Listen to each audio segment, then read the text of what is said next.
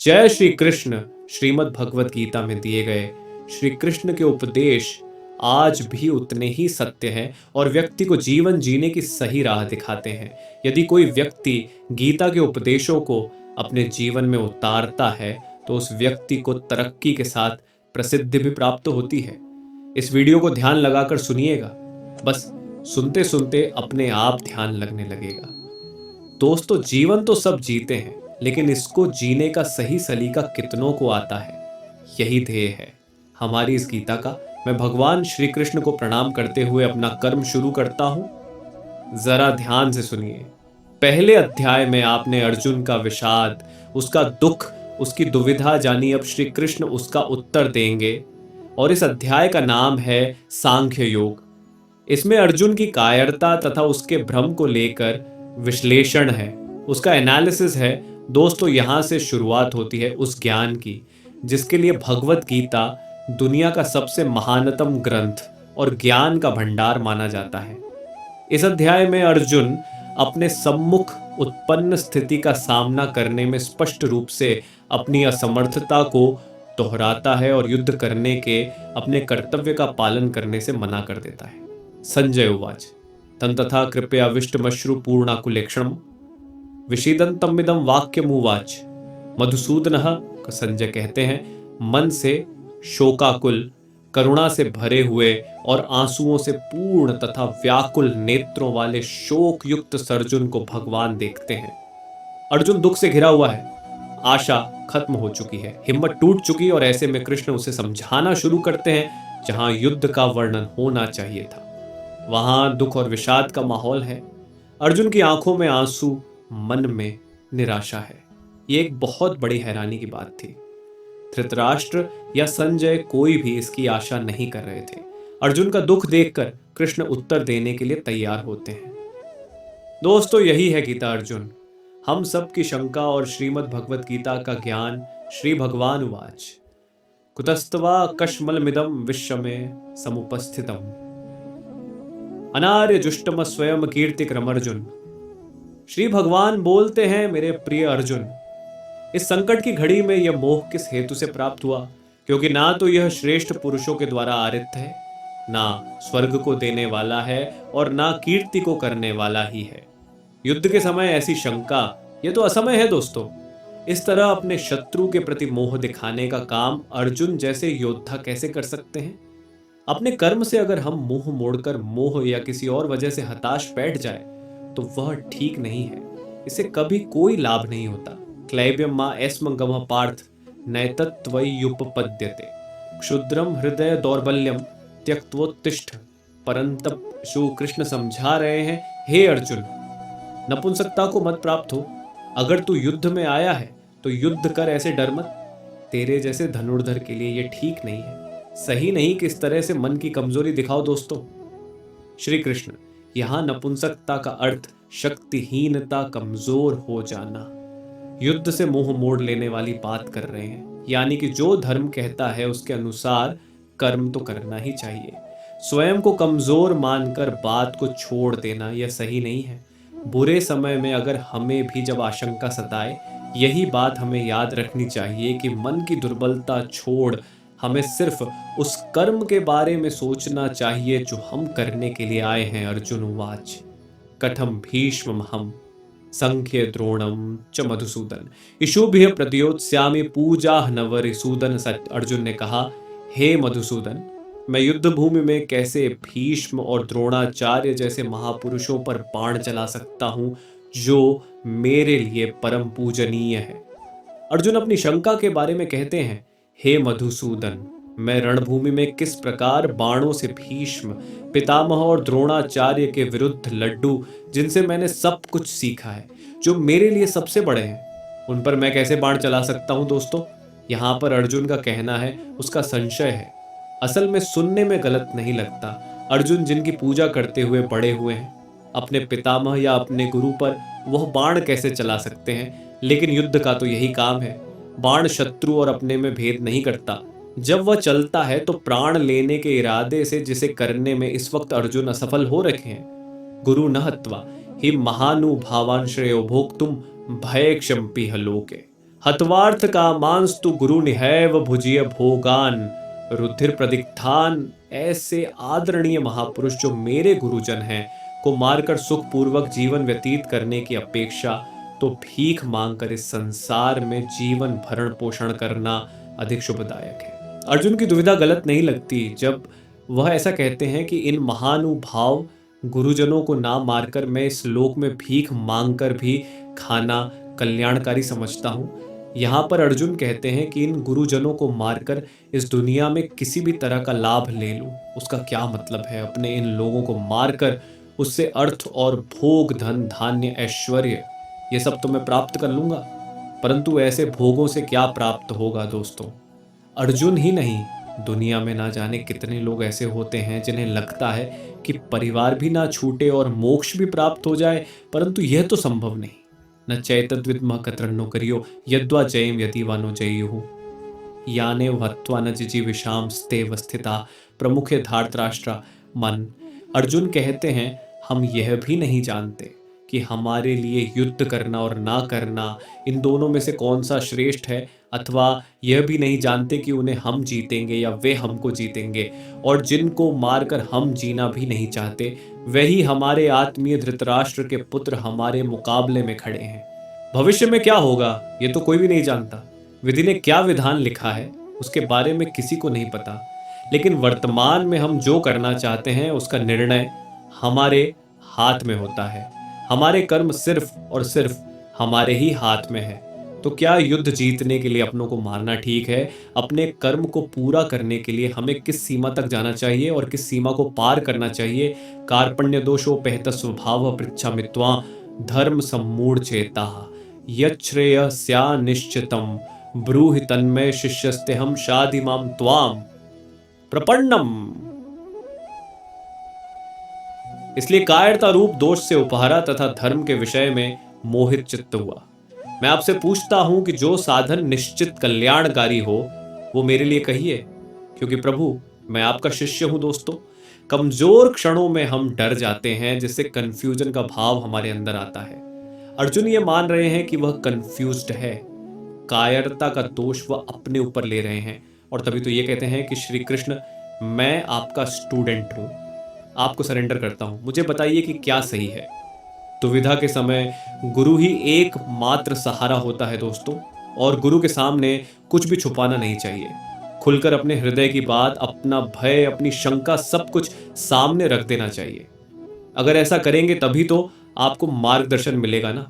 हे प्रपश्यामि ममापन उद्याद्य छोक मुछो षण्मिंद्रियाणाम अवाप्य भूमा वस्पत्न मृद्धम राज्यम सुराणाम पे चाधिपत्यम। अर्जुन आगे कहते हैं जीतने पर उन्हें जमीन मिल जाएगी, धन धान्य मिलेगा, नाम होगा, लेकिन इन सब के मिलने के बाद उनका यह दुख कम नहीं होगा जो उन्हें अभी महसूस हो रहा है। यही बात है दोस्तों, जब अपनों का दुख सताता है तो किसी भी तरह का लाभ आराम नहीं देता। और उससे भी बड़ी बात, अगर आप शोक में हैं, दुख में हैं, तो जब तक उस दुख को दूर नहीं करेंगे, उसकी वजह ढूंढ नहीं लेंगे, उसका उपाय नहीं ढूंढ लेंगे, दुनिया का कोई भी सुख आपको आराम नहीं दे पाएगा। संजय उवाच एव मुक्त्वा ऋषिकेशम गुड़ाकेश परंतप नयोत्स्यति गोविंद मुक्त्वा तूष्णीम बभूव हा। और संजय धृतराष्ट्र को बोलते हैं हे राजन। निद्रा को जीतने वाले अर्जुन अंतर्यामी श्री कृष्ण को फिर से कहते हैं मैं युद्ध नहीं करूंगा। ये स्पष्ट कहकर चुप हो जाते हैं। यानी निद्रा हमारी नेचुरल आवश्यकता है, इस पर दुनिया में कोई भी विजय नहीं पाया है। लेकिन अर्जुन को ऐसा महान माना जाता था कि उसने निद्रा पर भी विजय प्राप्त कर ली थी। और वही अर्जुन निद्रा तो नहीं, अपने मोह, अपने डर और दुख से हारता हुआ दिख रहा है। किस समय कौन सी दुर्बलता हम पर हावी हो जाए और कुछ समय के लिए हम उससे हार मान लें, यह कहना बड़ा मुश्किल है। जब अर्जुन के साथ ऐसा हुआ है दोस्तों, तो हमारे साथ भी हो सकता है। लेकिन अर्जुन उस दुर्बलता को जीत के आगे बढ़ा था, और उसी तरह से हमें भी बढ़ना होगा। तमुवाच ऋषिकेशम प्रहसन्निव भारत सेनयोरुभयोर्मध्ये विषीदन्तमिदं वच्छ हे भरतवंशी धृतराष्ट्र। तत्पश्चात दोनों पक्षों की सेनाओं के मध्य शोककुल अर्जुन से कृष्ण ने प्रसन्न होते हुए ये वचन कहे। धृतराष्ट्र की उत्सुकता बढ़ रही है। स्वाभाविक है कि एक पिता होने के नाते धृतराष्ट्र किसको जिताना चाहते थे, ये तो कहने की आवश्यकता नहीं है। वह युद्ध में भाग नहीं ले सकते थे, लेकिन युद्ध की एक एकक बात को जानना चाहते हैं। संजय बताते हैं कि हे भरतवंशी, धृतराष्ट्र दोनों सेनाओं के बीच में शो करते हुए अर्जुन है, और उसके सामने अंतर्यामी श्री कृष्ण जो अर्जुन को हंसते हुए ये वचन बोल रहे हैं। एक तरफ रोता हुआ कमजोर डरा हुआ बालक जैसे कि अर्जुन, और दूसरी तरफ त्रिकालदर्शी कृष्ण है। शायद कृष्ण को इसीलिए छलिया भी कहा जाता था, रोते हुए के सामने इस तरह से कौन हंसता है। और कृष्ण हंसते थे क्योंकि उन्हें वो पता था जो किसी को पता नहीं था। श्री भगवानुवाच अशोच्य आनंद वशोचस्त्व प्रज्ञावादांश भाष्य गता सुनकता सुंश्च नानुशोचन्ति पंडिता। श्री कृष्ण का गीता ज्ञान अब यहां से आरंभ हो रहा है दोस्तों। भगवान बोले, हे अर्जुन, तू न शोक करने योग्य मनुष्यों के लिए शोक करता है और पंडितों की तरह मुझसे बातें करता है, परंतु जिनके प्राण चले गए हैं उनके लिए और जिनके प्राण नहीं गए हैं उनके लिए भी पंडित जन शोक नहीं करते। कृष्ण का ज्ञान अंतिम सत्य है। वह अर्जुन से कहते हैं कि तुम पंडितों की तरह बातें भी नहीं कर रहे और ना तुम ज्ञानियों की तरह बातें कर रहे हो। जो पंडित और जो ज्ञानी होते हैं वह किसी के जीवित रहने पर या जीवित ना रहने पर भी शोक नहीं करते। अर्थात इस दुनिया में किसी भी बात का शोक नहीं करना चाहिए। ना त्वेवाहम जातु नासम न त्वम नेमे जनाधिपा न चैव न भविष्यामः सर्वे वयमतः परम। हे अर्जुन, ऐसा कोई समय नहीं था कि जब मैं नहीं था या तुम नहीं थे, और ये सभी राजा ना रहे हों, और ऐसा भी नहीं है कि भविष्य में हम सब नहीं रहेंगे। हम आते हैं और जाते हैं, फिर से आते हैं। समय का खेल चलता रहता है। अब ये बात अर्जुन या हमारे जैसे दुनियादारी में फंसे लोगों के लिए समझना या समझाना बहुत मुश्किल है दोस्तों, और इसी में से कृष्ण हमें बाहर निकालना चाहते हैं। काल का फेर, जी हाँ, काल का फेर तो चलता ही रहता है। हर काल में हमारे जैसे अर्जुन के जैसे और कृष्ण के जैसे लोग होते हैं। आने वाले समय में भी हम तीनों होंगे और ऐसा ही खेल फिर से होगा। देहिनोऽस्मिन् यथा देहे कौमारम यौवनम जरा तथा देहांतर प्राप्तिर्षीरस्तत्र न मुह्यति। श्यानम कृष्ण जीवन का खेल समझाते हुए कहते हैं, जैसे जीवात्मा की इस देह में बालकपन, जवानी और वृद्धावस्था होती है, वैसे ही अन्य शरीर की प्राप्ति होती है। इस विषय में धीर पुरुष मोहित नहीं होता। हमारी आत्मा तो वही रहती है, लेकिन शरीर बचपन से बुढ़ापे तक बदलता है। वैसे ही नए जन्म में नया शरीर मिलता है। दोस्तों, कृष्ण कहते हैं कि बदलाव प्रकृति का नियम है। जो अभी है वह अगले पल बदल चुका है। आपको चाहे वह दिखे या ना दिखे, आप उसे महसूस करें या ना करें। जब बदलाव नियम है, ऐसे नियम के लिए फिर दुखी क्यों हो? ना जो नहीं बदलता उसे कहते हैं आत्मा। आत्मा की इस परिभाषा को ध्यान से समझ लीजिए। शरीर बदलता है दोस्तों, आत्मा कभी नहीं बदलती। मात्रा स्पर्शास्तु कौन्तेय शीतोष्ण सुख दुखदा आगमा पाइनो नित्यास्तितिक्षस्व। भारत, हे कुंती पुत्र, सर्दी गर्मी और सुख दुख को देने वाले इंद्रिय और विषयों के संयोग तो उत्पत्ति विनाशल और अनित्य है। इसलिए हे भारत, उनको तू सहन कर जिन्हें हमारी इंद्रियां महसूस करती हैं। वह सर्दी गर्मी या सुख दुख आते जाते रहते हैं, हमेशा नहीं रहते। हमारे सेंसेस और उनके विषयों से जुड़ करके हमें भूख, नींद, सुख दुख, सुकून, बेचैनी जैसे फीलिंग आती है, लेकिन ये सब हमारे शरीर से जुड़ी बातें हैं जो खत्म होने वाली है। सारी की सारी खत्म होने वाली है। परंतु जो खत्म नहीं होता उसे कहते हैं यम ही न व्यथयन्त्येते पुरुषम पुरुषर्षभ समदुख सुखम धीरम सोमृतत्वाय कल्पते। हे पुरुषों में श्रेष्ठ अर्जुन, पुरुष श्रेष्ठ दुख सुख को समान समझने वाले जिस धीर पुरुष को यह इंद्रिय और विषयों के संयोग व्याकुल नहीं करते, वह मोक्ष के योग्य होता है। सुख दुख जो बराबर समझे, दोनों हालत में एक जैसा रहे, वही जीवन में आगे बढ़ता। जितनी भी आपकी आयु हो, जीवन में जरा पीछे मुड़कर देखिए, न जाने कितनी बार आप सुख दुख से बीते होंगे। कभी बेतहाशा खुशी हुई होगी, किसी के जाने या बेहद बड़े नुकसान पर शायद आप फूट फूट के रोए भी होंगे, और आगे आने वाले जीवन में भी ऐसा होता ही रहेगा। ज्ञानी इस बात को जानते हैं कि ऐसे सुख दुख तो आते जाते रहते हैं, एक ही भाव कभी रुक के नहीं रहता। ना सतो विद्यते भावो, ना भावो विद्यते सतः, उभयोरपि दृष्टोन्तस्त्वनयोस्तत्त्वदर्शिभिः। कृष्ण कहते हैं कि असत वस्तु की तो सत्ता नहीं है और सत का अभाव नहीं है। इस प्रकार इन दोनों का ही तत्व ज्ञानी पुरुषों द्वारा देखा गया है। दोस्तों, जो झूठ है उसका कोई मूल्य नहीं, मूल्य सिर्फ सच का ही है। समझदार लोग इस बात को समझते हैं, जिसका आना जाना लगा रहे उसके लिए कोई क्या शोक करे। सुख गया तो दुख दरवाजे पर आने के लिए बिल्कुल तैयार खड़ा है। एक के लिए दुख करेंगे तो आने वाली अच्छी खबर के लिए जल्द ही खुशी होना पड़ेगा। लेकिन अगर आप ज्ञान को समझे तो पाएंगे ये दोनों भाव झूठे हैं, इनका कोई मूल्य नहीं। मूल्य है तो सिर्फ आत्मा का जो निरंतर है, और सिर्फ वही सच है। अविनाशी तु तद्विद्येन सर्वमिदं ततम्। विनाशम अव्ययस्यास्य न कश्चित् कर्तुमर्हति वान। जो पूरे शरीर में व्याप्त है उसे ही तुम अविनाशी समझो। उस अनश्वर आत्मा को नष्ट करने में कोई भी समर्थ नहीं है। तो तू उसको जान जिससे यह संपूर्ण जगत दृश्य वर्ग व्याप्त है। इस अविनाशी का विनाश करने में कोई भी समर्थ नहीं है। मतलब परमानेंट सिर्फ वही है जिसमें यह पूरा जगत, पूरी दुनिया समाई हुई है, जो सबसे बड़ा सच है। बाकी सब कुछ आता जाता रहता है, सिर्फ ये सच्चा ही हमेशा के लिए है। इस बात को समझने में डिफिकल्टी आ सकती है, ऐसा भी लग सकता है कि समझ नहीं आई, लेकिन इसको समझे बिना कोई हल भी तो नहीं है। हमारी आत्मा ही दुनिया की सबसे बड़ी सच्चाई है। यही आत्मा हमारे भीतर है, और जब यह आत्मा बाहर है तो पूरी दुनिया जो हमें दिखती है ना, वह भी इसी में समाई हुई है। अंतवंत ई में देहा नित्यस्योक्ता शरीरिणः अनाशिनो प्रमेयस्य तस्माद्युध्यस्व।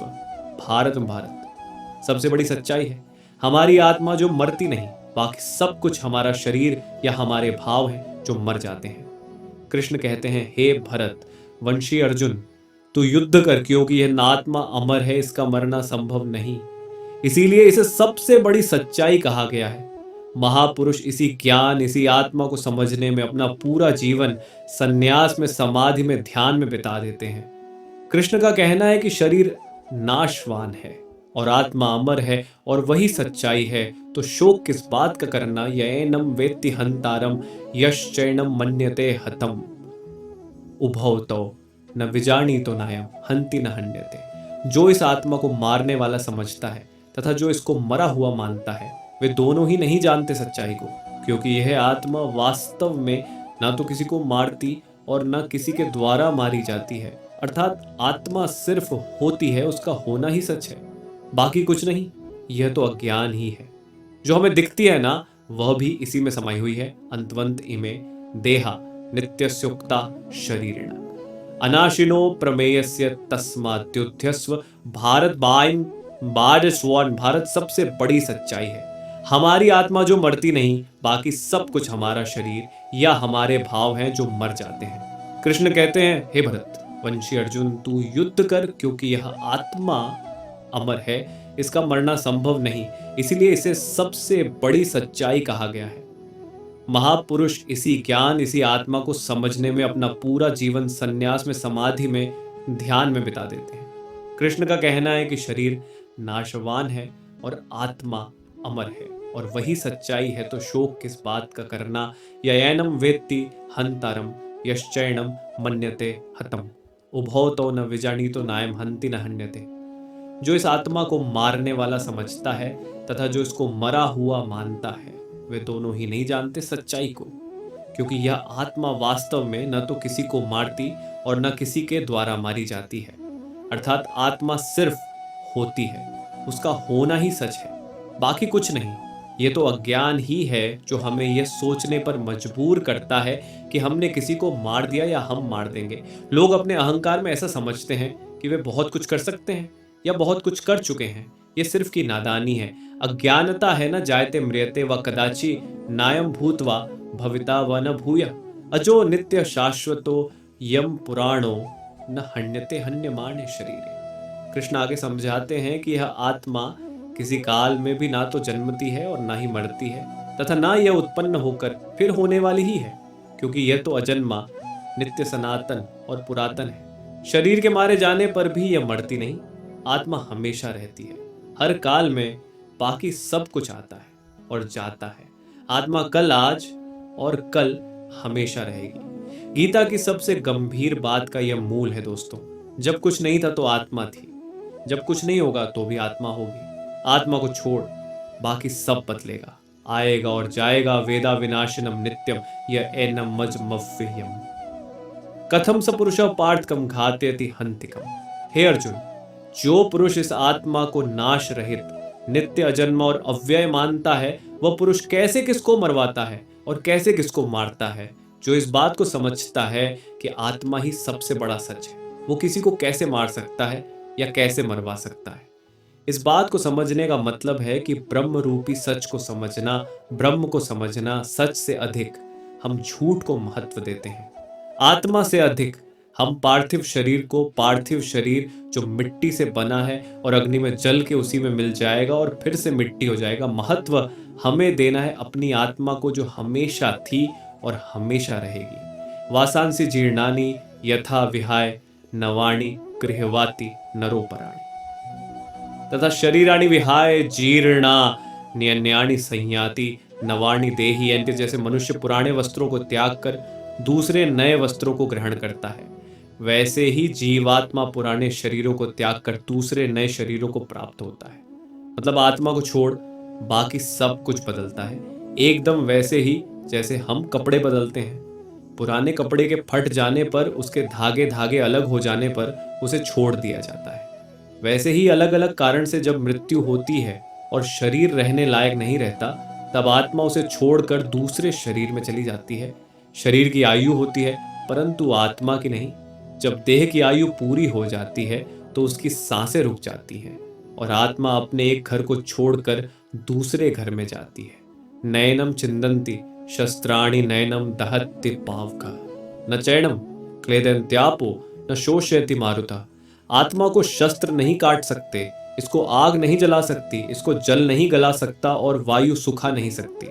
आत्मा कोई वस्तु नहीं कि कट जा, जल जाए या सूख जाए। आत्मा के इसी स्वरूप को कृष्ण समझा रहे हैं। जैसे कपड़ा फटता है, गल जाता है, उसी तरह से आत्मा को कोई वस्तु समझना भूल होगी। उस आत्मा को अपनी इस दुनिया की किसी चीज से मत तोलिए। आत्मा किसी के भी जैसी नहीं, उसका कोई दूसरा उदाहरण संभव ही नहीं। आत्मा अपने आप में विरली और अनूठी है। यह हमसे पहले भी थी और आगे भी रहेगी। अच्छेद्यो यम दाह्यो यम अक्लेद्यो शोष्य एव च नित्य सर्वगतः स्थाणुरचलोयम सनातनः। ताकाराम, यह आत्मा अद्य है, इसे छेदा नहीं जा सकता। यह आत्मा अदा है, इसे जलाया नहीं जा सकता। अक्लेद्य है मतलब गीला भी नहीं किया जा सकता। और निसंदेह है, अशोष्य है मतलब इसे सुखाया भी नहीं जा सकता। यह आत्मा नित्य, सर्वव्यापी, अचल, स्थिर रहने वाली और सनातन है। सनातन का अर्थ क्या होता है दोस्तों? जो हमेशा से है और हमेशा रहेगा, वही आत्मा भी है। श्री कृष्ण ये बताना चाहते हैं कि हम जो नाशवान हैं, मतलब हमारा जो यह शरीर है, इस पर ज्यादा ध्यान ना दें। हम समझे आत्मा को जिसका नाश नहीं हो सकता, तभी हमें मुक्ति मिलनी संभव हो सकती है। वरना मोह और दुविधा में हम हमेशा फंसे रह जाएंगे। जैसे कि अभी अर्जुन फंसा हुआ है और अपना कर्म करने को तैयार ही नहीं। अव्यक्तो यम चिंत्यो यम विकार्यो यमुच्यते तस्मादेवं विदित्वैनं नानुशोचितुमर्हसि बलायसी मौरिशिरसा। आत्मा का स्वरूप अव्यक्त है, मतलब इसे व्यक्त नहीं कर सकते, समझा नहीं सकते। इसको अचिंत कहते हैं, इसको आप सोच भी नहीं सकते। ये आत्मा विकार रहित है, आत्मा में कोई कमी नहीं होती दोस्तों।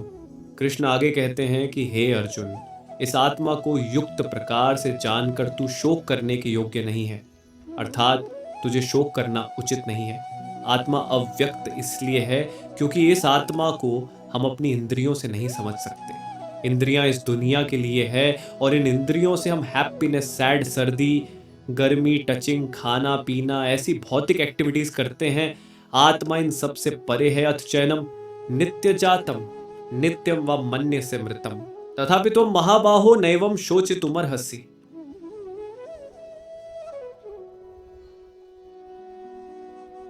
आत्मा का यह ज्ञान कृष्ण अर्जुन को इसलिए दे रहे हैं कि वह जिनके लिए शोक कर रहा है वह व्यर्थ है।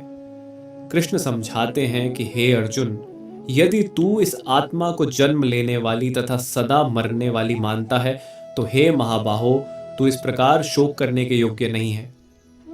दोस्तों, अगर अर्जुन आत्मा को जन्म लेने वाला और मरने वाला समझता है तो भी शोक करने का कोई अर्थ नहीं है। अगर अर्जुन आत्मा को शरीर की तरह ही जन्म लेने वाला और मरने वाला समझता है तो भी युद्ध में मरने वालों के लिए शोक करने का कोई मतलब नहीं। जातस्य हि ध्रुवो मृत्युर्भुवम जन्म मृतस्य च तस्मात् परिहार्यर्थ न त्वं शोचितुमर्हसि। ये शांदोबर पालड़ी जो जन्म लेता है उसकी मृत्यु निश्चित है, तो इससे भी इस बिना उपाय वाले विषय में तुम्हें शोक करने का कोई हक नहीं है। जन्म और मृत्यु तो जुड़े हैं, एक के बाद दूसरे का होना, तो फिर शोक क्यों करना। जिसका जन्म हुआ उसका अंत तो निश्चित है, और अगर आत्मा ने जन्म लिया है तो उसका मरना भी निश्चित है। कृष्ण यहाँ यह कह रहे हैं कि न जाने कितनी ही बार हम उन बातों के लिए शोक करते हैं जिसका होना तय है। यह समझदारी नहीं है, जो तय है वह होगा ही, और जो होगा ही तो उसके लिए शोक करके अपने आप को कमजोर या दुर्बल बनाने की क्या आवश्यकता है। अव्यक्ता तीनि भूतानि व्यक्त मध्यानि भारत अव्यक्त निधनान्येव तत्र का परिदेवना। हे अर्जुन, संपूर्ण प्राणी जन्म से पहले अपक थे और मरने के बाद भी अपक हो जाने वाले हैं, केवल बीच में ही प्रकट है। फिर ऐसी स्थिति में शोक क्या करना। हमारा होना, किसी का भी होना उनके जन्म और मृत्यु के बीच में होता है, तो फिर शोक किसके लिए करना। अचानक से एक जन्म होता है, जब कोई नहीं था तो वह एक नया खिलखिला हुआ नया जीवन आता है, खुशियां लिए हुए, लेकिन उसके साथ ही किसी के जाने की भी तैयारी शुरू हो गई है। ऐसा तो हो नहीं सकता कि हम अच्छे को स्वीकार करें और बुरे के लिए शोक मनाते रहे। जीवन के सच को हमें मानना पड़ेगा। आश्चर्यवत् पश्यति कश्चिदेन माश्चर्यवत् वदति तथैव चान्य आश्चर्यवच्चैन मन्य शृणोति श्रुत्वाप्यनम वेद न चैव कश्चित। पर महापुरुष ही इस आत्मा को आश्चर्य की भांति देखता है, और वैसे ही दूसरा कोई महापुरुष भी इसके तत्व को आश्चर्य की भांति वर्णित करता है, तथा दूसरा कोई अधिकारी पुरुष इसे आश्चर्य की भांति सुनता है, और कोई कोई तो सुनकर भी इसको नहीं जानता। यानी कि को समझना बेहद बेहद और बेहद मुश्किल है। कुछ आत्मा के बारे में सुनकर हैरान होंगे कि ऐसा कैसे हो सकता है। कोई हैरान होकर आत्मा का वर्णन करेगा, और हम में से कोई ऐसे होंगे जो सुनकर इस बात को समझ नहीं पाएंगे। बात को समझिए, कितनी ही बार लोग ज्ञान की बातें सुनते हैं और थोड़ी ही देर में वापस अपनी मोह माया की दुनिया में लग जाते हैं। दोस्तों, उसी मोह माया से तो निकलना है अगर आप आत्मा को समझना चाहते हैं।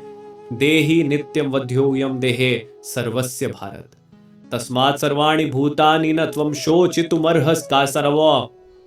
हे अर्जुन, यह आत्मा सबके शरीर में सदा ही अवध है, इस कारण संपूर्ण प्राणियों के लिए तू शोक करने के योग्य नहीं है। अवध यानी आत्मा का वध करना संभव नहीं है। जब आत्मा को कोई मार ही नहीं सकता और आत्मा ही एक सच है, तो तू शोक किसके लिए कर रहा है। दोस्तों, सबसे बड़ी बात जो सामने आती है वह यह कि इस आत्मा को समझे कैसे। इसको समझना ही मोक्ष की प्राप्ति है। स्वधर्ममपि चावेक्ष्य न विकम्पितुमर्हसि धाधि युद्धाश्रयोन्यत क्षत्रियस्य न विद्यते। जब कृष्ण अर्जुन को याद दिलाते हैं कि अपने धर्म को देखकर भी तू भय करने योग्य नहीं है, अर्थात तुझे भय नहीं करना चाहिए, क्योंकि क्षत्रिय के लिए धर्म युक्त युद्ध से बढ़कर दूसरा कोई कल्याणकारी कर्तव्य नहीं है। दोस्तों, कृष्ण कहते हैं कि अगर हमने किसी काम को करने का निर्णय ले लिया है तो फिर उससे डरना नहीं चाहिए। पूरे तन मन से बस उस काम को, उस युद्ध को करने में लग जाना चाहिए। ज्ञान यह है कि निर्णय के बाद डरने का कोई मतलब नहीं, सिर्फ करने का मतलब है, कर्म करने का। यदृच्छया चोपन्नम स्वर्ग द्वारम पावृतम सुखिन क्षत्रिय पार्थ लभन्ते युद्ध मीदृशम। हे पार्थ, अपने आप प्राप्त हुए और खुले हुए स्वर्ग के द्वार रूप इस प्रकार के युद्ध को भाग्यवान क्षत्रिय लोग ही पाते हैं। युद्ध को, चैलेंज को खुले मन से स्वीकार करने में ही सबसे बड़ी खुशी है। दोस्तों, कृष्ण युद्ध को स्वर्ग का खुला हुआ द्वार बता रहे हैं। हमारे लिए भी ये बात इस तरह से सही है कि हमको भी अपने जीवन में अगर कोई चुनौती मिलती है तो उसे मोक्ष मानकर उस चैलेंज को पूरा कर जाने में लग जाना चाहिए। क्षत्रिय वे है जो युद्ध में अपना धर्म निभाए। अगर आपकी कामना, आपका प्रयास आपके लिए युद्ध है तो एक क्षत्रिय की तरह आपको भी अपने धर्म को पूरा करना चाहिए। अथ चेत्त्वमिमं धर्मे संग्रामम न करिष्यसि ततः स्वधर्मम कीर्तिम च हित्वा पापम वाप्स्यसि। यदि फिर भी तुम इस धर्म युद्ध का सामना नहीं करना चाहते तो स्वधर्म और कीर्ति को खोकर पाप को प्राप्त होगा। कृष्ण चेतावनी देते हैं कि अगर हमने चैलेंज को, युद्ध को स्वीकार नहीं किया तो फिर उसके बदले में सिर्फ पाप मिलेगा।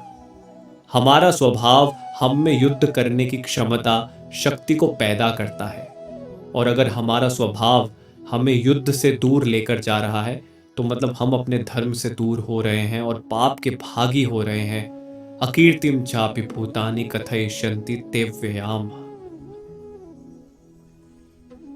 संभावित से चाकीर्ति मरणादतिरिच्यते। कृष्ण कहते हैं, हे अर्जुन, सब लोग तेरी बहुत काल तक रहने वाली अपकीर्ति का भी कथन करेंगे, और माननीय पुरुष के लिए अपकीर्ति मरण से भी बढ़कर है। मतलब युद्ध करने से अगर मना कर दिया तो उससे बड़ा अपमान, उससे बड़ी बेइज्जती कुछ नहीं हो सकती।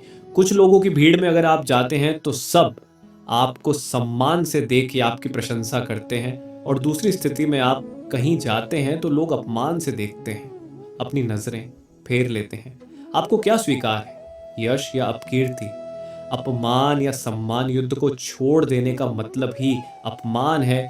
भयाद्रणादुप्रतम मनस्यन्ते त्वं महारथा ये शाम च त्वं बहुमतो भूत्वा यास्यसि लाघवम लोतत्सा। अर्जुन, जिनकी दृष्टि में तू पहले बहुत सम्मानित होकर अब लघुता को प्राप्त होगा, वे महारथी तुझे भय के कारण युद्ध से हटा हुआ मानेंगे। दोस्तों, अर्जुन को सब महान योद्धा समझते थे। अगर अर्जुन युद्ध से हट जाता तो वह उसे कायर मानते। चाहे अर्जुन हो या हम, युद्ध ना करने में बहुत अपमान होता है। अच्छा या बुरा, छोटा या महान, सब तुलना का खेल है। दोस्तों, इस खेल में हार जीत तो होती ही है।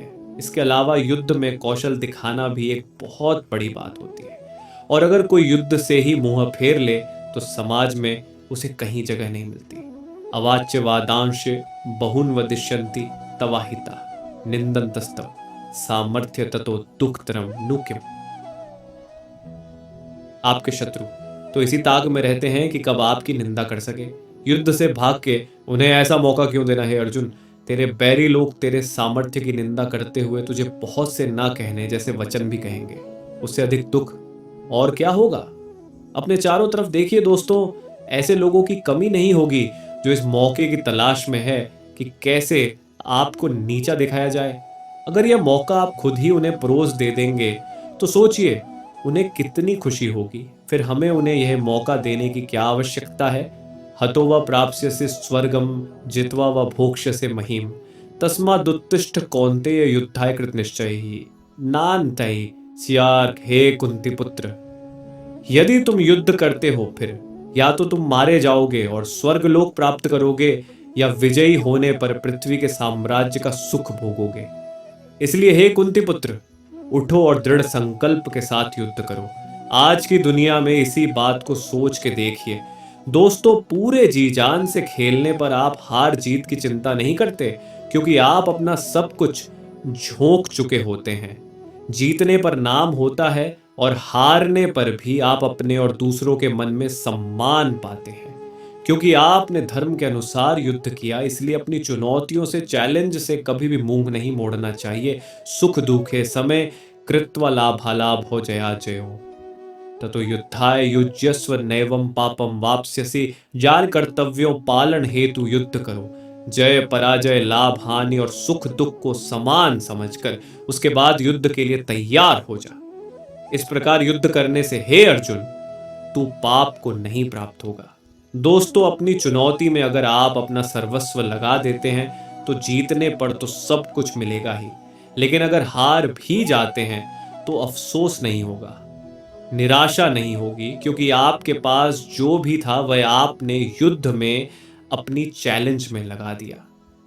अब इस स्थिति को बड़े ध्यान से देखिए। युद्ध में अपना सब कुछ लगाने पर हार जीत में अंतर कम हो जाता है, और यही तो कृष्ण भी कह रहे हैं कि सुख और दुख को एक जैसा समझें और बस युद्ध में लग जाएं। अच्छा बुरा सबको एक जैसा समझकर बस अपने काम, अपनी चुनौती में लग जाइए। एषा ते विहिता सांग्ये बुद्धियोंगे त्विमा शृणु बुद्धिया युक्तो या पार्थ कर्म बंधम प्रहास्यसि हे पार्थ। ये बुद्धि तेरे लिए ज्ञान योग के विषय में कही गई है, और अब तू इसको कर्म योग के विषय में सुन दोस्तों। अब कृष्ण कर्म योग के बारे में बता रहे हैं, जिससे कर्मों के बंधन को तोड़ा जा सके, नष्ट किया जा सके। ज्ञान सोचने और समझने की बात है, और कर्म व्यवहारिक यानी प्रैक्टिकल सच्चाई दोनों तरीके हैं। अपने गंतव्य मंजिल या डेस्टिनेशन पर पहुंचने नेहाभिक्रमणाशोस्ति प्रत्यवायो न विद्यते स्वल्पम्प्यस्य धर्मस्य त्रायते महतो भयात्। इस कर्म योग में आरंभ का अर्थात बीज का नाश नहीं है, और उल्टा फल रूपी दोष भी नहीं है, बल्कि इस कर्म योग रूपी धर्म का थोड़ा सा भी साधन जन्म मृत्यु रूपी महान भय से रक्षा करवा देता है। सबके लिए ज्ञान का, साधना का, साधुओं का मार्ग संभव नहीं है। हमारे जैसे अधिकतर लोगों को कर्म योग अपनाना चाहिए। अगर कर्म योग को समझ के उस पर हम सब चल सके तो कभी निराशा नहीं होगी। अगर इस कर्म योग का हम थोड़ा सा भी समझ ले तो जन्म और मृत्यु के डर से हमेशा के लिए बच सकते हैं। व्यवसायत्मिका बुद्धिरेके कुरुनंदन बहुशाखा ह्यनंताश बुद्धयो व्यवसायी नाम। हे अर्जुन, इस कर्म योग में निश्चयम का बुद्धि एक ही होती है, किंतु अस्थिर विचार वाले विवेकहीन सकाम मनुष्यों की बुद्धि निश्चय ही बहुत भेदों वाली और अनंत होती है। जब फैसला लेना हो तो बुद्धि एक ही होती है, लेकिन जहां सोच की, फैसले की, निर्णय की कमी हो वहां कई बुद्धि काम करती है। यहाँ अनिर्स के बारे में कहा गया है, दोस्तों जब आप फैसला नहीं ले पाते हैं, कोई डिसीजन नहीं ले पाते हैं, तो ना जाने कितनी ही दिशाओं में आपका ध्यान, आपकी बुद्धि जाती है। लेकिन अगर आप निर्णय करने की सोच ले तो उसके बाद सिर्फ उस काम को करने का ही प्रण होता है। और अगर ऐसा नहीं है तो ऐसा होना चाहिए। यामिमाम पुष्पिताम वाचम प्रवदन्ते विपश्चितः वेदवादरता पार्थ नान्यदस्तीति वादिनन में, जो स्वर्ग लोक का सुख भोगने के प्रयोजनार्थ दिखावटी कर्म कांड करने की अनुशंसा करते हैं, जिनकी बुद्धि में स्वर्ग ही परम प्राप्य वस्तु है और जो स्वर्ग से बढ़कर दूसरी कोई वस्तु ही नहीं देखते, यानी ऐसे लोग जो कर्म के बदले में होने वाले सिर्फ फल लाभ की ही बात करते हैं। जब भी कोई काम उससे होने वाले फायदे से शुरू होता है तो वह काम नहीं स्वार्थ हो जाता है, उसे कर्म नहीं कह सकते। जो लोग ऐसा करते हैं उन्हें कृष्ण कर्म फल का प्रशंसक बता रहे हैं। आप अकर्म होने से बचिए, कामात्मानः स्वर्ग परा जन्म कर्म फल प्रदाम। क्रिया विशेष बहुला भोगैश्वर्य गति प्रतिपैक। ऐसे लोगों को कृष्ण ढोंगी बताते हैं। वो कहते हैं बशय से, हे अर्जुन, ऐसा कहने वाले हैं वे अविवेकी जन। इस प्रकार की जिस पुष्पित अर्थात दिखाऊ शोभा युक्त वाणी को कहा करते हैं, ऐसे लोग ढोंगी होते हैं। यानी वह लोग जो कर्म की बात सिर्फ इसलिए करते हैं ताकि उन्हें बदले में भोग और ऐश्वर्य जैसे फल या लाभ मिल सके, काम से ज्यादा उसके होने वाले फायदे की बात करना ढोंग है। कई लोग आपको मिलेंगे जो जमीन पर इतना काम नहीं करेंगे जितना वह हवाई के लिए बनाएंगे। दोस्तों ऐसे ढोंगी लोगों से बचना चाहिए। भोग ऐश्वर्य प्रसक्ताना ते अपहृत चेतसाम, ये व्यवसायत्मिका बुद्धि समाधौ न विधीयते। सिर्फ भोग और ऐश्वर्य है, उन पुरुषों की परमात्मा में निश्चय का बुद्धि नहीं होती। यानी ऐसे लोगों का ध्येय स्वार्थ होता है, फायदा होता है, भगवान या अपने काम में सच्ची लगन नहीं होती।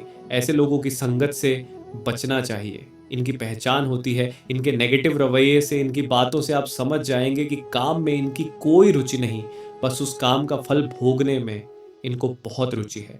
त्रैगुण्य विषया वेदा निस्त्रैगुण्यो भवार्जुन, निर्द्वंद्वो नित्य सत्वस्थो निर्योगक्षेम आत्मवान डे। हे अर्जुन, वेदों के कर्म कांड हमारी प्रकृति के 3 गुणों से जुड़े हैं, इसलिए तू उन भोगों एवं उनके साधनों में आसक्तिहीन हर्ष, शोकाद्वंद से रहित, नित्य वस्तु परमात्मा में स्थित योग और क्षेम को न चाहने वाला और स्वाधीन अंतःकरण वाला हो। यहाँ पर कृष्ण अत्यंत कठिन लेकिन सबसे बड़ी बात कह रहे हैं। वह कहते हैं कि वेद भी सिर्फ 3 गुणों में ही सीमित हो जाते हैं, उसे आगे वह भी नहीं जानते। उसे आगे है कर्म योग। उनका कहना है कि कर्म करो, लेकिन उसमें आसक्ति नहीं से जुड़े सुख दुख से लगाव न रखो।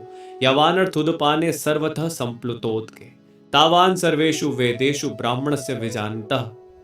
जैसे एक छोटे जलकूप का समस्त कार्य सहजता से सभी प्रकार से विशाल जलाशय से तत्काल पूर्ण हो जाता है, उसी प्रकार समान रूप से परम सत्य को जानने वाले वेदों के सभी प्रयोजन को पूर्ण करते हैं।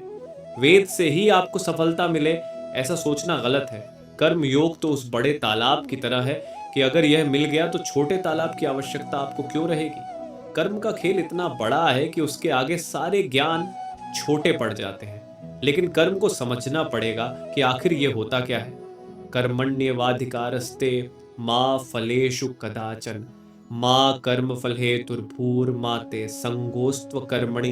तेरा कर्म करने में ही अधिकार है, उसके फलों में कभी नहीं। इसलिए तू कर्मों के फल के लिए काम मत कर। और ऐसा भी ना हो कि तू कर्म ही ना करे। कर्म करना है लेकिन फल के लिए नहीं। गीता के सबसे लोकप्रिय श्लोक में इस श्लोक की गिनती होती है। कर्म करना है लेकिन फल के लिए नहीं।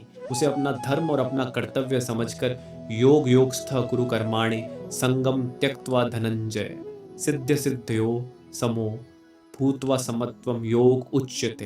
हे अर्जुन, सफलता और असफलता की आसक्ति को त्याग कर तुम दृढ़ता से अपने कर्तव्य का पालन करो। कृष्ण योग को समझा रहे हैं। हे धनंजय, तू आसक्ति को त्याग कर सिद्धि और रसी में समान बुद्धि वाला होकर योग में स्थित हुए कर्तव्य कर्मों को कर। कर्म के फल की इच्छा ना कर। और ऐसा नहीं करना कि कर्म करने में इच्छा ना हो। यही निष्काम कर्म की कंजी, उसकी चाबी, उसका सार है। कर्म के बाद क्या फल मिलेगा उसकी परवाह किए बिना बस पूरी लगन से अपने धर्म और कर्तव्य को पूरा कर दूरेण हेवरम कर्म बुद्धि योगा धनंजय बुद्धौ शरण मन विच्छ कृपणा फल हेत्व। हे अर्जुन, कर्म के फल की इच्छा को छोड़ के जो निष्काम कर्मयोगी होता है वह पाप पुण्य से दूर हो जाता है। जो फल के लिए काम करते हैं उन्हें हमेशा असफल होने का डर रहता है और इसीलिए कभी भी वह कर्म को अच्छे से नहीं कर पाते। और फिर अगर उनको फल मिल भी जाता है तो इसी फल में उलझ जाते हैं। इसलिए हमें बुद्धि योग की शरण में आना चाहिए। लगन सिर्फ काम में और भगवान में, तब बुद्धि निश्चय से काम कर पाती है। बुद्धि युक्तो जहाती है उभे सुकृत दुष्कृते तस्माद्यो गाय युज्यस्व योग कर्म सुकौशलम। जब कोई मनुष्य बिना आसक्ति के कर्म योग का अभ्यास करता है तब वह इस जीवन में ही शुभ और अशुभ प्रतिक्रियाओं से छुटकारा पा लेता है। इसलिए योग के लिए प्रयास करना चाहिए जो कुशलता पूर्वक कर्म करने की कला है। हे अर्जुन, तू समत्व रूप योग में लग जा। मतलब अच्छा हो बुरा हो सुख हो या दुख हो सभी में एक ही तरीके से संभव से तू बस अपना कर्म अपना कर्तव्य करता रह। कर्मजम बुद्धियुक्ता हि फलम त्यक्त्वा मनीषिणः जन्म बंध विनिर्मुक्ता पदम गच्छन्ति नाम यम। आम इंसान कर्म करके उसके फल को प्राप्त कर खुश होता है और उसके बाद दूसरे फल के लालच में फिर से नए कर्म में लग जाता है। इसमें फल के बारे में सोचना ही प्रधान है और यही गलत बात है। अगर आप अपनी सारी शक्ति क्षमता और इच्छा सिर्फ कर्म में लगाएं और फल को भूल जाएं तो क्या होगा? आपका ध्यान कर्म में रहेगा, आप उस कर्म में बेहतर होंगे, आपकी तरक्की होगी। और रही बात फल की तो सोच के देखिए, अगर आपने कर्म किया है तो आखिर फल जाएगा कहां? कर्मजम बुद्धियुक्ता ही फलम त्यक्त्वा मनीषिणः जन्म बंध विनिर्मुक्ता पदम गच्छन्त्यनामयम्। कर्म के फल का मोह हो या रिश्तों का मोह, धन या ऐश्वर्य का मोह, यही मोह हमें फंसा है। जब बुद्धि मोह के दलदल से निकल जाती है तब परमात्मा के पास आने की राह निकल आती है। रिश्ते धन ऐश्वर्य बुरे नहीं, उनसे मोह बुरा है। क्योंकि जब आपका लगाव इन वस्तुओं से हो जाता है तो सोचने की शक्ति कम हो जाती है, बुद्धि ठीक से काम नहीं करती, फैसले गलत हो जाते हैं। इसलिए इस मोह को बुरा बताया गया है। धृतराष्ट्र के पुत्र मोह से ही पूरा महाभारत हुआ। युधिष्ठिर के द्यूत या जुए के मोह में उनका पूरा राज्य चला गया था। दोस्तों, ये उस समय की ही बात नहीं है। आप चाहे तो आज के समय के भी सारे उदाहरण जो आप अपने आसपास में देख सकते हैं। श्रुति विप्रतिपन्ना ते यदा स्थास्यति निश्चला समाधाव चला बुद्धिस्तदा योगम वाप्स्यसि। नौदाल डोरा, जितने लोग होते हैं उतने किस्म की बातें होती हैं, और जितनी बातें होती हैं उतने तरीके से बुद्धि सोचती है। जब दिमाग बुद्धि स्थिर होकर एक जगह या परमात्मा में लग जाती है तो उसे ही योग कहते हैं। बुद्धि का स्थिर हो जाना ही एकाग्रता यानी कंसंट्रेशन कहलाता है। दोस्तों, स्थिर होकर एकाग्रता से कुछ करने को समाधि की स्थिति भी कहते हैं। और अगर आपने कंसंट्रेशन से काम किया हुआ हो तो मैं दावे के साथ कहता हूं कि वो काम कभी भी व्यर्थ नहीं होगा। अर्जुन उवाच। स्थित प्रज्ञस्य का भाषा समाधिस्थस्य केशव स्थित किम प्रभाषेत किमासीत व्रजेत किम। अर्जुन पूछते हैं, हे केशव, समाधि में स्थित परमात्मा को प्राप्त हुए स्थिर बुद्धि पुरुष का क्या लक्षण है? वह स्थिर बुद्धि पुरुष कैसे बोलता है, कैसे बैठता है और कैसे चलता है? दोस्तों, आप जरूर जानना चाहेंगे कि जो लोग अपनी अपनी फील्ड में सबसे ऊपर पहुंचते हैं उनकी सफलता का रहस्य क्या है। अर्जुन भी जानना चाहता है कि जो स्थिर होकर अपनी बुद्धि को एक जगह लगा देते हैं उनकी पहचान क्या है। श्री भगवान उवाच। प्रजाति यदा कामान सर्वान पार्थ मनोगतान आत्मन्यवात्मना तुष्ट स्थित प्रज्ञस्तदोच्यते। प्रभु श्री कृष्ण उत्तर देते हैं, हे अर्जुन, जिस काल में यह पुरुष मन में स्थित संपूर्ण कामनाओं को भली भांति त्याग देता है और आत्मा से आत्मा में ही संतुष्ट रहता है, उस काल में वह स्थित प्रज्ञ कहा जाता है। भगवान कृष्ण ने बताया था कि आत्मा ही सबसे बड़ी सच्चाई है। मोह इच्छा या कामना छोड़ना ही आत्मा के पास आना है, जिसको संतुष्टि शांति के लिए किसी दूसरे पर निर्भर नहीं रहना पड़ता। वही अपनी कामना को त्याग सकता है। दोस्तों, सोचिए, क्या आपको अपनी खुशी अपनी शांति के लिए किसी और की आवश्यकता पड़ सकती है?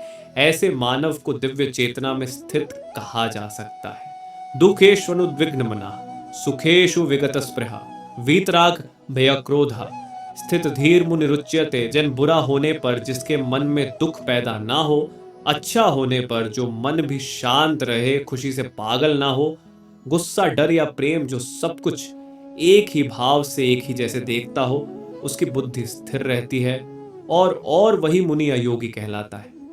अच्छी खबर पर खुश हो जाना, बुरे पर उदास, ये तो स्वाभाविक ही है। अगर किसी जानवर को भी आप कुछ खाने को देंगे तो वो खुश होगा, छीन लेंगे तो उसे बुरा लगेगा। लेकिन इस सब से जो ऊपर उठ जाता है, अलग अलग अवस्थाओं में भी वह अपनी स्वयं की हालत नहीं बदलता, मतलब उसकी बुद्धि स्थिर है, यानी वह मुनि है। यह सर्वत्रान विस्नेस्तत्त प्राप्य शुभाशुभम नाभिनंदति न द्वेष्टि तस्य प्रज्ञा प्रतिष्ठिता। जायजकरीली, जो सभी परिस्थितियों में अनासक्त रहता है, शुभ हो या अशुभ, अच्छा या बुरा, जो दोनों को एक जैसे देखता है, वही अपनी बुद्धि को स्थिर रखता है। इस श्लोक में कृष्ण समझा रहे हैं कि किस तरह से अलग अलग हालत में खुद को अपनी बुद्धि को स्थिर रखा जाए, कैसे संयम और धैर्य से हम अपने जीवन में अनुशासन ला सकते हैं। वरना चारों तरफ या तो दुख की हाहाकार होगी या खुशी से लोग झूम रहे होंगे। यदा सहर्ते चाय कूर्मोंगानीव सर्वशः इंद्रियाणीन्द्रियार्थेभ्यस्तस्य प्रज्ञा प्रतिष्ठिता वाली स्ताम कछुआ।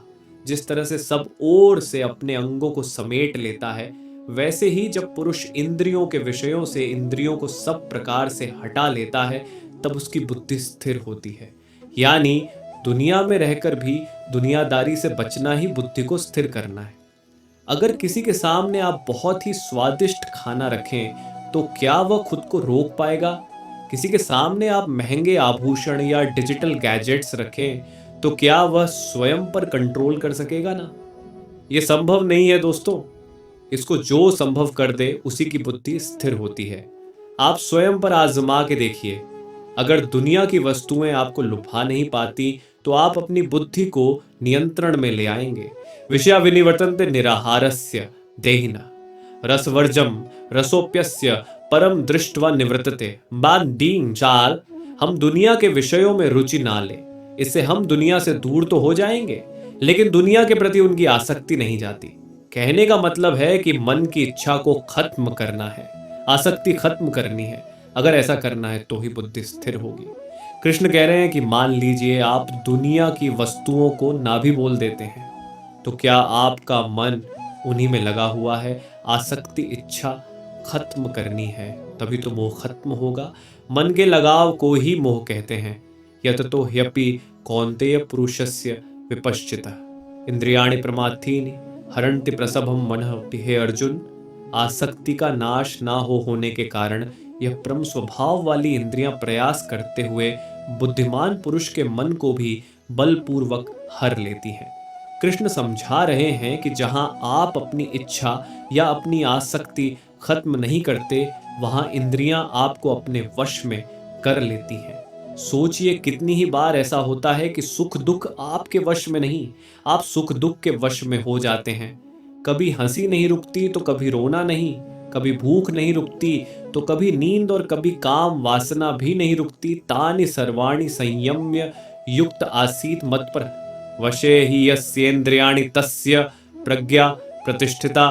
और इंद्रियों को वश में करके भगवान को ध्यान में रख जो बैठता है, अपने कर्म अपने कर्तव्य में जो ध्यान लगाता है, उसी की बुद्धि स्थिर हो जाती है। वह ईश्वर अपने लक्ष्य के समीप हो जाता है। दोस्तों, अगली बार आप कुछ भी करें ना तो यह देखिएगा कि वह काम आपकी इंद्रियां आपसे करवा रही हैं या आपका कर्म वह करवा रहा है। आप खुद ही समझ जाएंगे कि श्री कृष्ण क्या कहना चाहते हैं।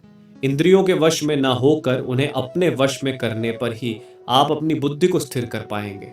ध्यायतो विषयान पुंसा संगस्ते शूपजायते। संगत संजायते काम कामात क्रोधो भिजायते।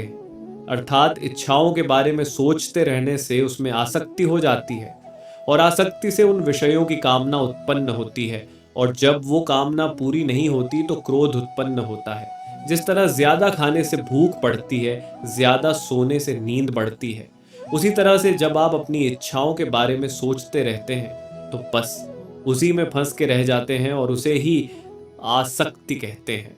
आसक्ति के बढ़ने को कामना कहते हैं, और कामना के पूरा ना होने पर गुस्सा आता है, और तब आप अपनी समझ खो देते हैं। क्रोधाध्वति सम्मोह सम्मोहात् स्मृति विभ्रमः स्मृतिभ्रंशात् बुद्धिनाशो बुद्धिनाशात् प्रणश्यति। सात्य क्रोध निर्णय लेने की क्षमता को क्षीण करता है, जिसके कारण स्मृति भ्रम हो जाता है, सोचने की शक्ति कम हो जाती है। मूल भाव से स्मृति में भ्रम हो जाता है। जब सोच नहीं सकते तो याद भी नहीं रख सकते। स्मृति में भ्रम हो जाने से बुद्धि अर्थात ज्ञान शक्ति का नाश हो जाता है। जब याद नहीं रख पाएंगे तो ज्ञान किसी काम नहीं आएगा, बुद्धि बेकार हो जाएगी, और बुद्धि का नाश हो जाने पुरुष अपनी स्थिति से गिर जाता है। राग द्वेष वियुक्तस्तु विषयानिंद्रियेषु चरण आत्मवशेर विधेयात्मा प्रसाद मधिगच्छति। जो अपनी इच्छाओं को अपनी आसक्ति को अपने नियंत्रण अर्थात कंट्रोल में रख पाते हैं। दोस्ती शत्रुता गुस्से या प्यार के बिना अपने इंद्रियों को भटकने नहीं देते, वह अंतःकरण की प्रसन्नता को प्राप्त होते हैं। ऐसे लोगों को बाहरी नहीं, हार्दिक और अंदरूनी प्रसन्नता होती है। आनंद खुशी शांति कहीं बाहर नहीं होती दोस्तों, वह तो हमारे अंदर होती है और भगवत कृपा प्राप्त करता है। प्रसादे सर्व दुखाना हानिरस्योपजायते प्रसन्न चेतसो ह्याशु बुद्धि पर्यवतिष्ठते। भगवान की दिव्य कृपा से शांति प्राप्त होती है, जिससे सभी दुखों का अंत हो जाता है, और ऐसे शांत मन वाले मनुष्य की बुद्धि दृढ़ता से भगवान में स्थिर हो जाती है। दोस्तों, आप अपने लक्ष्य के बारे में सोचिए, प्रयास करिए कि उसे सबसे अच्छा पूरी दुनिया में दी बेस्ट सबसे श्रेष्ठ उसे कैसे कर सकते हैं, और उसे पूरा करने में लग जाइए। फल का मत सोचिए कि लक्ष्य पूरा होगा कि नहीं, बस उसे करते रहिए, और फिर देखिए कैसी मानसिक शांति और सुकून मिलता है आपको। नास्ति बुद्धियुक्तस्य न चायुक्तस्य भावना न चाभाव्यतः शांतिर्शान्तस्य कुतः सुखम। जो पुरुष अपने मन या अपनी इंद्रियों को नहीं जीत पाते, उनमें निश्चयम का बुद्धि नहीं होती, यानी कि वह स्पष्ट और सटीक निर्णय नहीं ले पाते। ऐसे मनुष्य के अंतःकरण में भावना भी नहीं होती। भावनाहीन मनुष्य को शांति नहीं मिलती, और शांति मनुष्य को सुख कैसे मिल सकता है। बीमार आदमी क्या अच्छा खाना और क्या बुरा खाना, उसे कुछ अच्छा नहीं लगता। जो अंदर होता है वह बाहर आता ही है। जब आपके अंदर शांति नहीं होगी तो आप आनंद कभी भी प्राप्त नहीं कर पाएंगे। इंद्रियाणा हि चरता यन मनोनुविधीयते तदस्य हरति प्रज्ञा वायु वमिवाम्भसे। जैसे जल में चलने वाली नाव को वायु हर लेती है, जैसे हवा पानी में चलती हुई नाव की दिशा बदल देती है, वैसे ही विषय में विचर हुई इंद्रियों में से मन जिस इंद्रिय के साथ रहता है, वह एक ही इंद्रिय इस अयुक्त पुरुष की बुद्धि को हर लेती है। अगर वह क्रोध में है तो और कुछ भी नहीं सोच पाएगा, और अगर प्रेम में है तो उसे किसी बात की सुध भी नहीं रहेगी। जिस भी इंद्रिय के वश में होगा उसे उसके अलावा कुछ भी समझ नहीं आएगा। इन इंद्रियों के नियंत्रण से निकल के इनको आपके लिए रखिए। दोस्तों, फिर देखिए आपके लिए क्या संभव है। सब कुछ संभव हो जाएगा। तस्माद्यस्य महाबाहो निगृहीतानि सर्वशः। इंद्रियाणि इंद्रियार्थेभ्यस्तस्य प्रज्ञा प्रतिष्ठिता जे। जिस पुरुष की इंद्रियां इंद्रियों के विषयों में सब प्रकार निग्रह की हुई हैं, उसी की बुद्धि स्थिर है। यानी जिस पुरुष ने अपनी इंद्रियों और उनसे होने वाली इच्छाओं पर पूरी तरह से रोक लगा रखी है, उसी की बुद्धि स्थिर है। और बुद्धि हमारा ध्यान ऐसी ऐसी जगह पर ले जाती है जहां पर हम उलझ के अपना असल मकसद भूल जाते हैं। बुद्धि सहारा लेती है हमारी इंद्रियों का। इसलिए अगर बुद्धि पर विजय प्राप्त करनी है दोस्तों, तो इंद्रियों को वश में करना ही होगा। या निशा सर्वभूतानाम तस्या जागृति संयमी यस्या जागृति भूतानि सा निशा पश्यतो मुने जम्बाक्यम दन्नूंदु अबुइटके। संपूर्ण प्राणियों के लिए जो रात्रि के समान है, उस नित्य ज्ञान स्वरूप परमानंद की प्राप्ति में स्थित प्रज्ञ योगी जागता है। और जिस नाशवान सांसारिक सुख की प्राप्ति में सब प्राणी जागते हैं, परमात्मा के तत्व को जानने वाले मुनि के लिए वह रात्रि के समान है। दोस्तों, कृष्ण की यह बात गहरी है और समझनी पड़ेगी। जो सबके लिए रात है, उस रात में योगी परमात्मा के लिए ज्ञान के लिए जागता है और साधना करता है। और जो सबके लिए सांसारिक सुख है, जिसके लिए संसार में हर कोई जागता है, वह सुख योगी के लिए रात के समान है। जब सब सोते हैं तो मेहनती बच्चा रात में जाग के पढ़ता है और परीक्षा में वही अव्वल आता है। आपूर्य माणमचल प्रतिष्ठम समुद्र मापा प्रविशन्ति अद्वत तद्वत कामा यम प्रविशन्ति सर्वे स शांति मा ज्योति न काम कामी। जैसे नाना प्रकार के नदियों के जल सब ओर से परिपूर्ण अचल प्रतिष्ठा वाले समुद्र में उसको विचलित ना करते हुए ही समा जाते हैं, वैसे ही सब भोग जिस स्थित प्रज्ञ पुरुष में किसी प्रकार का विकार उत्पन्न किए बिना समा जाते हैं, वही पुरुष परम शांति को प्राप्त होता है। भोगों को चाहने वाला नहीं नदियां समुद्र को विचलित अर्थात उसे डिस्टर्ब नहीं करती। उसी तरह से स्थिर बुद्धि वाले पुरुष में सारी इच्छाएं, सारे भोग समा जाते हैं और उसे विचलित नहीं करते। कई बार किसी के कहने पर आपको बुरा लगता है और आप अपना आप खो देते हैं। इसका मतलब आपका अपने ऊपर नियंत्रण नहीं है। ऐसा समुद्र बनिए जिसमें कोई भी नदी किसी भी तरह की गाली या कोई कमेंट आपको कभी भी विचलित ना कर पाए। विहाय कामान्य सर्वान पुमांशरति निस्पृहा निर्ममो निरहंकारा स शांति मधिगच्छति। बान जो पुरुष संपूर्ण कामनाओं को त्याग कर ममता रहित, अहंकार रहित और स्पृहा रहित हुआ विचर है, वही शांति को प्राप्त होता है। अर्थात वह शांति को प्राप्त है। कामना का, इच्छा का त्याग करना है, उसे मोह नहीं रखना है, घमंड नहीं करना है, दुनिया में रहकर भी दुनिया से अलग रहना है। ऐसे ही इंसान को शांति प्राप्त होती है। कामयाब वही होता है जो परेशान हुए बिना अपनी धुन में, अपने काम में लगा रहता। सफलता उसी के ही पांव चूमती है। ऐशा ब्राह्मी स्थिति पार्थ नैना प्राप्य विमुह्यति। स्थितवास्यामंत काले पि ब्रह्म निर्वाण मृच्छति बान। हे अर्जुन, यह ब्रह्म को प्राप्त हुए पुरुष की स्थिति है। इसको प्राप्त होकर योगी कभी मोहित नहीं होता और अंतकाल में भी इस ब्रह्म स्थिति में स्थित होकर ब्रह्मानंद को प्राप्त हो जाता है। दोस्तों, कृष्ण अर्जुन को बता रहे हैं कि जो पुरुष ऐसा करने में सफल होता है उसे ब्रह्म की प्राप्ति होती है। ब्रह्म का अर्थ है सबसे बड़ा सत्य, इससे आगे कुछ भी नहीं होता। ये जो सारे लक्षण हैं उन लोगों के हैं जो अपनी बुद्धि को स्थिर रखकर अपने लक्ष्य को प्राप्त करते हैं। स्वाभाविक है कि अगर इन बातों को हम भी अपने जीवन में उतार ले तो हम भी अपने लक्ष्य से कभी दूर नहीं रहेंगे।